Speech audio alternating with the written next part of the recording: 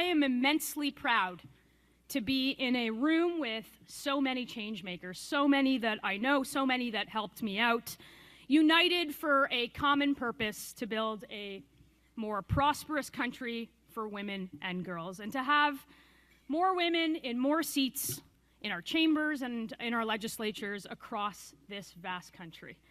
But while this room is united in this goal, I can't help to think that the country is divided. And I'm going to say that we're divided because I think people would rather hurl insults instead of trying to understand anybody who doesn't hold the same view as you do. I think we're divided because leaders in our country and in countries around the world prioritize labels instead of prioritizing substance and action. And most of all, I think we're divided because we've placed diversity of thought on the back burner in an exchange for lofty platitudes of those who believe that all women who hold elected office have to have the same view on every single issue. I said this last year at the podium, and I'm honestly surprised that I got invited back, but that surprise frankly is met with some hope that this message is one that a few of you at least agree with. And I want to give you an uncomfortable truth.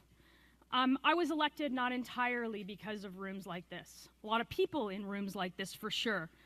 But because I was tested in a hard-fought nomination, earning my right to run in a winnable riding in an election. I was never tokenized or given the opportunity to run somewhere unwinnable to fill an imaginary allocation. I have seen so many in my orbit, in fact, literally care for the children of my campaign manager so she could talk to 100 more people that night. I have seen women in my party rise to positions of great responsibility because of merit, because of excellence, because of intelligence, and not because of quotas. And I think when you think about how do we ensure to have more women in elected office, I think it can't be seeking diversity through uniformity. Otherwise, we end up with the performative political theater I've witnessed in my time here in Ottawa.